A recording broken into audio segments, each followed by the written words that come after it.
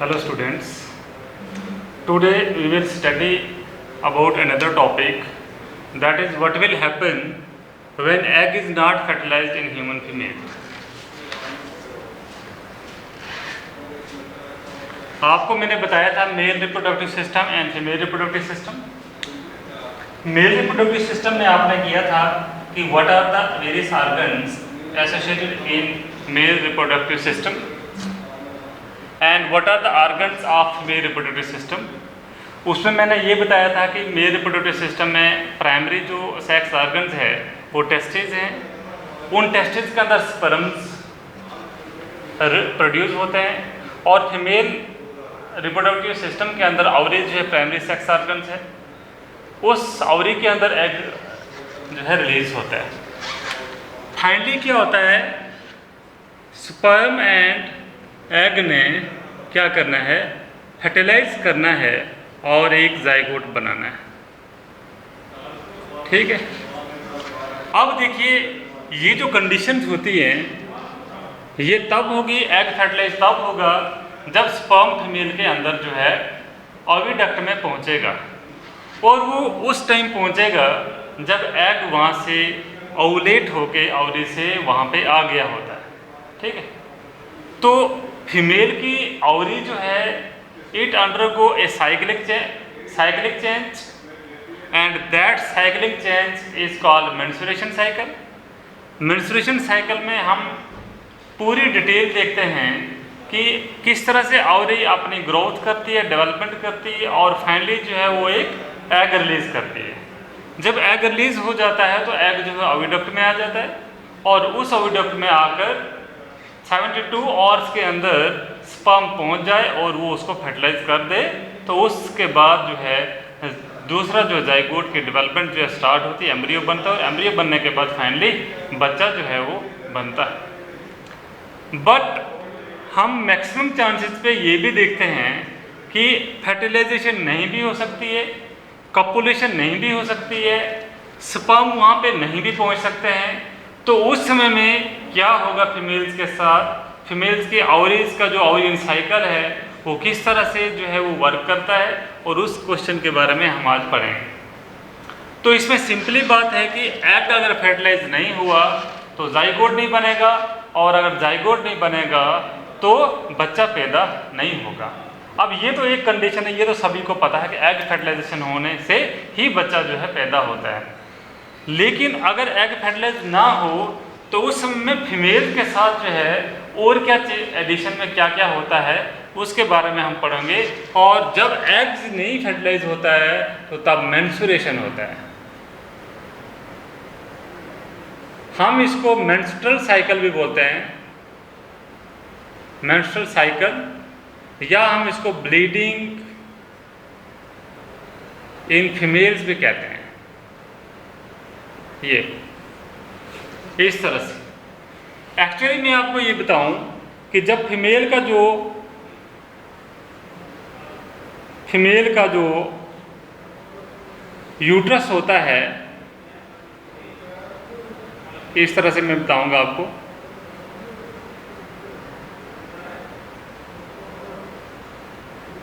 Suppose हम simple से एक ड्राइंग करेंगे। ये सपोज फीमेल का यूट्रस है और यहाँ पे जब एग रिलीज होकर यहाँ से यहाँ पे आ जाता है एग, ये समझो एग आ गया, और एग आने तक जो है फीमेल की एंडोमेट्रियम अपनी तैयारियाँ करती है। Nutrient supplies to the endometrium increases, blood supply भी इंक्रीज होती है।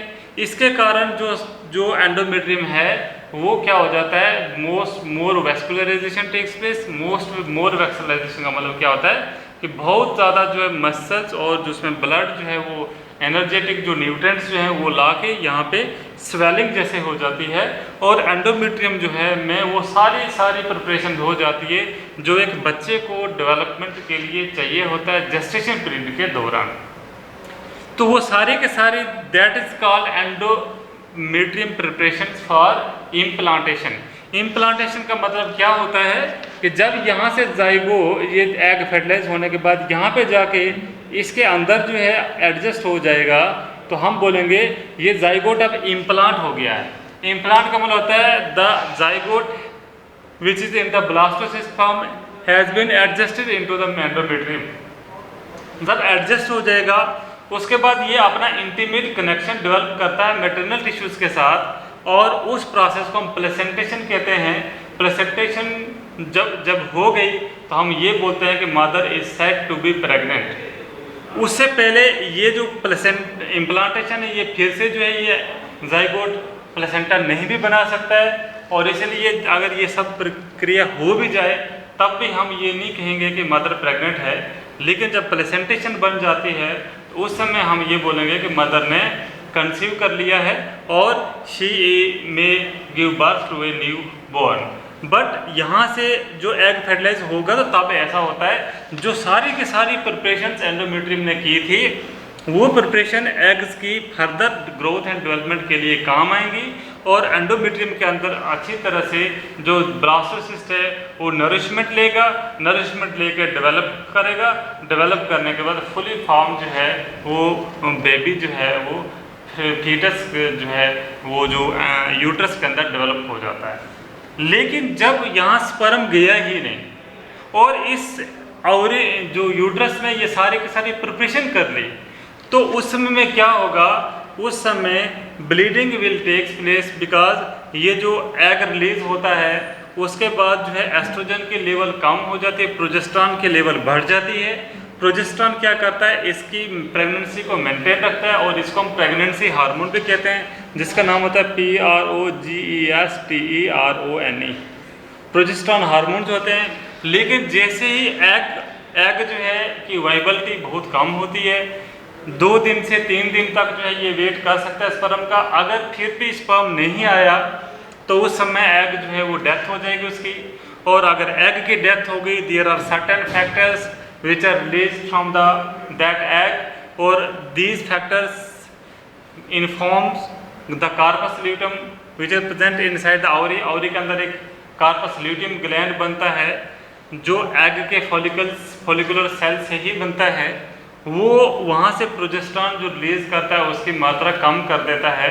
जैसे प्रोजेस्टेरॉन की मात्रा कम होगी तो यहाँ पे क्या होता है कि ये सारी की सारी प्रिपरेशन जो है ये वेस्ट हो जाती है, एंड एंडोमेट्रियम में कंट्रैक्शन, वायलेंट कंट्रैक्शन जैसे स्टार्ट हो जाती है, और स्लफ्ट ऑफ जो है ये एंडोमेट्रियम लाइनिंग जो है स्लफ्ट ऑफ, एंड सो जो रप्चर होने की वजह से यहाँ से ब्लड जो है इस ल्यूमन में आ जाता है, और ब्लड ल्यूमन में आएगा तो जो ब्लड जो है ब्लीडिंग जो है ये हम ब्लीडिंग को ही मेंस्ट्रुअल फ्लो बोलते हैं। ये 4 से 5 डेज तक कंटिन्यूसली हो सकती है, ठीक है। तो जब ब्लीडिंग फेज होगा, ब्लीडिंग फेज होने के बाद फिर से ये अपने आप को रिपेयर करती है और दूसरा मेंस्ट्रुएशन साइकिल स्टार्ट होता है। और मेंस्ट्रुएशन साइकिल में सबसे पहले क्या होता है कि ये फिर से एंडोमेट्रियम प्रिपेयर करेगा, फिर ओव्यूलेशन होगा। समझ लो यहाँ पे प्रोलिफरेटरी फेज होता है, सेक्रेटरी फेज होता है और ल्यूटेल फेज होता है, और बाद में मेंस्ट्रुअल फेज होता है। ये 3 मेंस्ट्रुएशन साइकिल के फेज होते हैं। इतना ज़्यादा डिटेल में तो हम नहीं पढ़ेंगे, आपने ये पढ़ना है when the egg is not fertilized, all the preparations which endometrium has undergone go into waste, and the endometrium weeps on the death of egg। इसको बोलते हैं, ये या तो हम बोलते हैं endometrium weeps in the form of funeral of the egg, बोलते हैं एग के फ्यूनरल के हिसाब से। जैसे एग चला तो उसके पीछे जो बहुत सारी चीज़ें भी जो है चल पड़ती हैं, उस तरह से जो सारी की सारी तैयारियां इसके रिलेटेड हुई थी वो सारी वेस्ट हो जाती हैं और वो स्लफ्ड अप हो जाती हैं, और इसी को हम ब्लीडिंग बोलते हैं या मेंस्ट्रुअल फेज बोलते हैं, ठीक है। तो this is all about what happens when egg is not fertilised. समझ आई?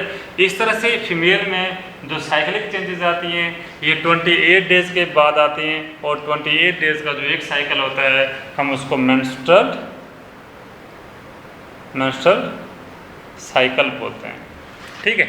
सिंपल सा इसका आंसर लिखना है कि when egg is not fertilised in female the endometrium preparation जो है द एंडोमेट्रियम प्रिपरेशन जो है go into waste, and the endometrium lining ruptures which leads to the bleeding and the bleeding remain continuous for 4 to 5 days, ठीक है।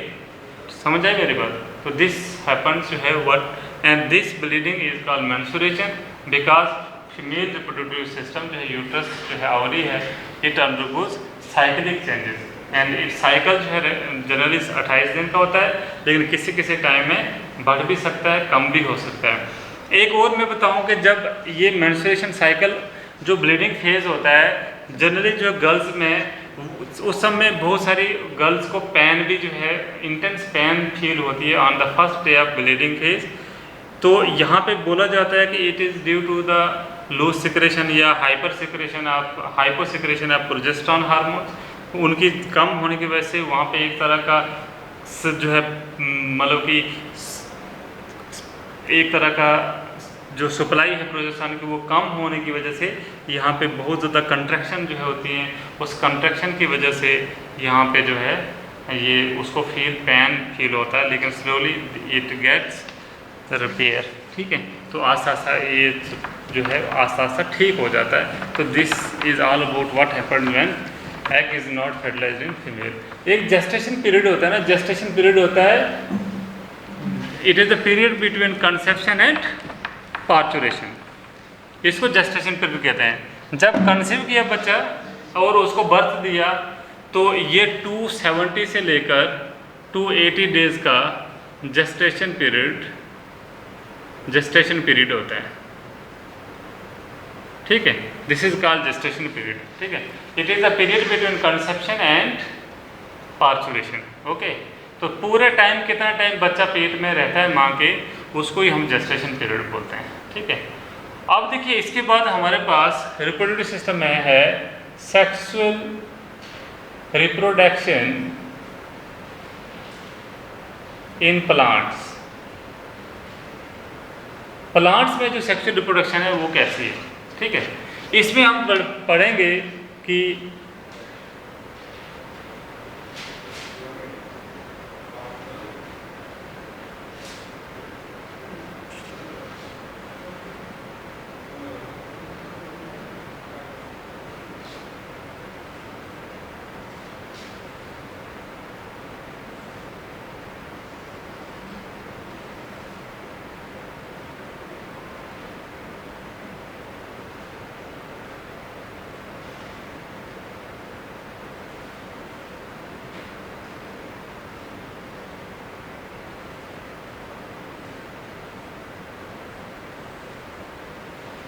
ये देखिए, ये मैं आपको एक ड्राइंग्स बना रहा हूँ, ठीक, आपके लिए। तो यहाँ से जो ये ड्राइंग्स है, इसमें आप देखेंगे ये जो है ना, ये कलरफुल पार्ट होता है, ये पेटल्स बोलते हैं इनको, पेटल्स।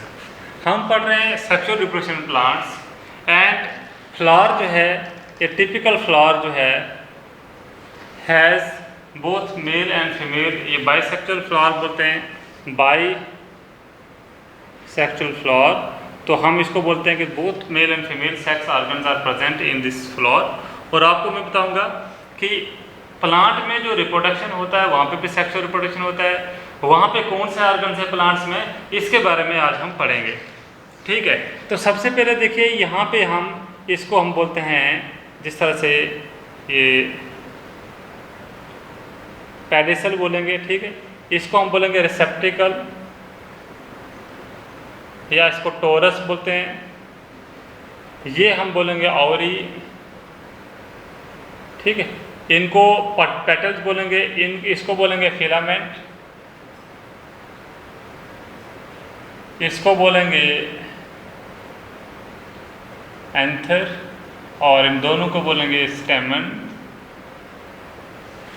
ठीक है, इसको हम बोलते हैं स्टिग्मा, इसको बोलते हैं स्टाइल, और इसको बोलते हैं ओवरी। तो ये तीनों मिलके बन जाते हैं गाइनोशियम बोलते हैं, या इसको कार्पल बोलते हैं। ठीक है, स्टेमन और carpel is the female reproductive organs and stamen are the male reproductive organs. तो इसमें यहाँ पे इनको बोलते हैं सेपल्स बोलते हैं। ठीक है, तो यहाँ पे अगर ओवरी के अंदर अगर देखोगे आप, तो इसके अंदर जो है आप देखोगे इस तरह से ये जो है ओव्यूल्स होते हैं इस तरह से, ये यहाँ पे हम बोलेंगे इनको OVULES ओव्यूल्स। ये जो बीच में होता है प्लेसेंटा बोलते हैं इसको, ठीक है। तो ओवरी के अंदर ओव्यूल्स पाए जाते हैं। तो this is all about the reproductive organs of plant. तो प्लांट में जो रिप्रोडक्टिव ऑर्गन्स होते हैं वो एक फ्लावर में होते हैं जो सेक्सुअल रिप्रोडक्शन परफॉर्म करते हैं। फ्लावर अगर बाइसेक्सुअल होगा तो मेल रिप्रोडक्टिव सिस्टम और फीमेल रिप्रोडक्टिव सिस्टम उसी में होते हैं, ठीक है। इसको हर्माफ्रोडाइट भी कह सकते हैं। और आपको मैं ये बताऊंगा कि अगर फीमेल रिप्रोडक्टिव सिस्टम प्लांट में कैसा बना हुआ है, इस तरह से ये जो स्टिग्मा, स्टाइल और ओवरी है, इसके अंदर इस तरह से ये स्टिग्मा है। यहाँ पे मैंने बताया इस तरह से ये प्लेसेंटा के साथ में ओव्यूल लगे होंगे, इस तरह से ये जो है this is female reproductive part of the plant, ठीक है। यहाँ पे स्टिग्मा क्या है, it is sticky in nature to which pollen grains can adhere या stick which have come to the stigma by a process called pollination. Pollination के जरिए pollen grain जब यहाँ पे आता है तो स्टिग्मा और पोलन ग्रेन के बीच में कुछ इंटरेक्शन होती हैं जिसकी वजह से पोलन ग्रेन जो है वो पोलन ट्यूब प्रोड्यूस करता है। वो पोलन ट्यूब यहाँ से होके ओव्यूल्स में जाती है और उस पोलन ट्यूब के जरिए जो है गैमेट्स जो है वो पोलन ग्रेन से ओव्यूल्स में जाते हैं। ओव्यूल्स के अंदर एम्ब्रियो सेक होता है और उस एम्ब्रियो सेक में फर्टिलाइजेशन होती है, डबल फर्टिलाइजेशन होती है इसमें, और इस ओव्यूल का बाद में सीड बनता है। ये आवरी जो है ना, आवरी जो है बाद में राइपेंड आवरी इज कॉल्ड फ्रूट और ओव्यूल से ओव्यूल राइप होके क्या बनाते हैं, सीड्स बनाते हैं। ये इंपॉर्टेंट याद रखना, ठीक है। तो इससे ये जो आवरी है वही पकती है जब फाइनली, तो वही उसको हम फ्रूट कहते हैं, लेकिन उसके अंदर जो ओव्यूल्स हैं वो उनको सीड में कन्वर्ट हो जाते हैं, ठीक है। इसमें एक आप ये भी रखोगे, जब फ्रूट आवरी से बनता है कंप्लीटली, जो फ्रूट आवरी का होता है उसको हम ट्रू फ्रूट कहते हैं, और जो इसमें आवरी के अलावा कुछ और भी ऑर्गन्स इन्वॉल्व होते हैं हम उसको फॉल्स फ्रूट कहते हैं। तो ट्रू फ्रूट जो है, ट्रू फ्रूट जैसे टोमेटो है, tomato is a true fruit. Science में हम टोमेटो को ट्रू फ्रूट बोलेंगे, क्यों? क्योंकि जो टमाटर बनता है वो टोटली आवरी का एक प्रोडक्ट, आवरी का ही बनता है, और उसके अंदर जो रिसेप्टिकल होती है, आपने देखा होगा टमाटर को आप ऐसे छिड़कोगे टूट जाती है। लेकिन एप्पल में देखोगे फॉल्स फ्रूट, जैसे फॉल्स फ्रूट देखोगे एप्पल में आप देखोगे, एप्पल की अगर जो पीछे स्टॉक होता है, डंडी होती है, आप उसको निकालोगे तो उधर एप्पल को जख्म पड़ जाता है। तो आपको मतलब है कि एप्पल में रिसेप्टिकल भी जो है वो पार्ट प्ले करता है उस एप्पल के फ्रूट को बनाने में। या तो नाशपाती का फ्रूट देखोगे उसकी भी डंडी जो उसके साथ लगी हुई होती है, चेरी देखोगे, ये सारे के सारे जो फॉल्स फ्रूट आते हैं, और वो जो है जिन पे ऐसा नहीं होता है उनको हम ट्रू फ्रूट बोलते हैं, ठीक है। अखरोट जैसे वो भी ट्रू फ्रूट है। तो इसी तरह से ये फीमेल रिप्रोडक्टिव सिस्टम है। ये स्टाइल क्या है, ये स्टाइल न्यूट्रिशन प्रोवाइड करती है और ये मीडियम प्रोवाइड करती है किसको, पोलन ट्यूब को जो है अंदर से चलने में या पोलन ट्यूब को वहाँ तक पहुँचाने तक न्यूट्रिशन जो है वो प्रोवाइड करती है। इसीलिए मेल रिप्रोडक्टिव सिस्टम अगर हम देखेंगे तो मेल रिप्रोडक्टिव सिस्टम सिर्फ इससे बना हुआ है, ठीक है। ये फिलामेंट है, फिलामेंट के ऊपर जो है ये एंथर्स होता है। एंथर जो है 4 चैम्बर्स, जो हम इस तरह से एंथर को बनाएंगे अगर, ठीक है, ये चैम्बर्स होते हैं इसके बीच में, और ये चैम्बर्स जो अगर इसको इस तरह से काटेंगे, इस तरह से ये चैम्बर्स होते हैं इसको, ये तो एंथर्स हैज़ 4 चैम्बर्स, जो 4 चैम्बर्स बाद में 2 ही रहते हैं, इनके अंदर पोलन ग्रेन्स बनते हैं, छोटे छोटे पोलन ग्रेन्स बनेंगे। जब ये एंथर्स डिहाइस होगा, ब्रस्ट होगा, इसमें से पाउडरी लाइक सब्सटेंसेस निकलता है, और उन पाउडरी लाइक सब्सटेंसेस को पोलन ग्रेन्स बोलते हैं। तो पोलन ग्रेन्स क्या होते हैं, मेल जो है सेल होते हैं, ठीक है। इस पोलन ग्रेन के अंदर गैमेट्स होते हैं, 2 गैमेट्स होते हैं, और वो 2 गैमेट्स जाके 2 जो है एम्ब्रियो सेक के सेल को फर्टिलाइज करते हैं, इसलिए वहाँ पे डबल फर्टिलाइजेशन कहते हैं। बाकी जो है ये एसेसरी, जो पेटल्स है ये एसेसरी वॉल होता है, और जो सेपल्स है ये भी एसेसरी वॉल होता है जो सपोर्ट करता है फ्लावर को। पेटल्स किसी फ्लावर में बहुत कलरफुल होते हैं और किसी फ्लावर में कलरफुल नहीं होते। जैसे मक्की होती है हमारी, जी मेज बोलते हैं इसका साइंटिफिक नेम, ठीक है। तो ये जो है इसमें जो हमारे पेटल्स हैं ये कलरफुल नहीं होते हैं। और आपको मैं बताऊं जो भी प्लांट विंड से पॉलिनेट होने वाला है उसके फ्लावर उतने अट्रैक्टिव नहीं है और उनके पेटल्स भी उतने कलरफुल नहीं है। लेकिन जो इंसेक्ट से पॉलिनेट होने वाले फ्लावर हैं वो बहुत अट्रैक्टिव होते हैं ताकि इंसेक्ट उनकी तरफ अट्रैक्ट हो जाए और नेक्टर वहाँ से खाएँ। नेक्टर को खाते खाते वो वहाँ से पोलन ग्रेन भी एक फ्लावर से दूसरे फ्लावर में पहुंचाने का काम करते हैं। इसलिए वहाँ पे इनका ट्रांसमिशन या इसको हम बोलते हैं पॉलिनेशन। तो those plants which are pollinated with the help of animals are an agency, like animals हो गया, जो इंसेक्ट्स हो गया या बैट हो गया, ऐसे ऐसे फ्लावर के जो पेटल्स होते हैं ये कलरफुल और अट्रैक्टिव होते हैं। लेकिन विंड्स के पॉलिनेट होने के फ्लावर जो है वो इतने ज़्यादा अट्रैक्टिव नहीं होते हैं क्योंकि हवा इनका पोलन ले लेती है and insect need not to visit such flowers. ठीक है, तो ये जो रिसेप्टिकल है ये एक क्या है, यहाँ पे it is a region from where sex organ जो है of the plant develop. And flower जो है ना ये it is a modified shoot. जो लीव्स और स्टेमन्स हैं ये दीज आर मॉडिफाइड लीव्स, ये मॉडिफाइड लीव्स होते हैं। ठीक है, so this is all about sexual reproduction. जो है मैं आपको फिर से बताऊंगा, एक होता है calyx, Corolla, androecium and gynoecium. These are the four walls in the bisexual flower of plants. Calyx किससे बना होता है? सेपल से बना होता है, ये ग्रीन कलर के होता है। ये किसके से बना होता है? पेटल से बना होता है, ये कलरफुल होते हैं। एंड्रोशियम किससे बना होता है? स्टेमन से बना होता है। ठीक है, स्टेमन्स। और ये किससे बना होता है? कार्पल से बना होता है या पिस्टल भी कहते हैं, इसका नाम पिस्टल भी है, पिस्टल या कार्पल कहते हैं। वो फीमेल रिप्रोडक्टिव पार्ट होता है प्लांट्स में। ठीक है, this is all about the sex organs, mail and female sex organs present in plants. ठीक है, तो यहीं से जो यहाँ से पोलन ग्रेन उठ के यहाँ पे जाता है, अगर अपने ही फ्लावर में जाएगा उसको सेल्फ फर्टिलाइजेशन बोलते हैं। लेकिन एक फ्लावर का पोलन ग्रेन दूसरे फ्लावर में जाएगा उसको हम क्रॉस पॉलिनेशन बोलते हैं। ठीक है, सेल्फ पॉलिनेशन का मतलब अपने फ्लावर का पोलन ग्रेन अपने ही फ्लावर के स्टिग्मा में जाए, और क्रॉस पॉलिनेशन का मतलब आप एक फ्लावर का पोलन ग्रेन दूसरे फ्लावर के स्टिग्मा पे जाकर बैठे और वहाँ पे उसके एम्ब्रियो सेक में फर्टिलाइजेशन कर सके। ठीक है, this is all about the plant sexual reproduction plants. Thank you.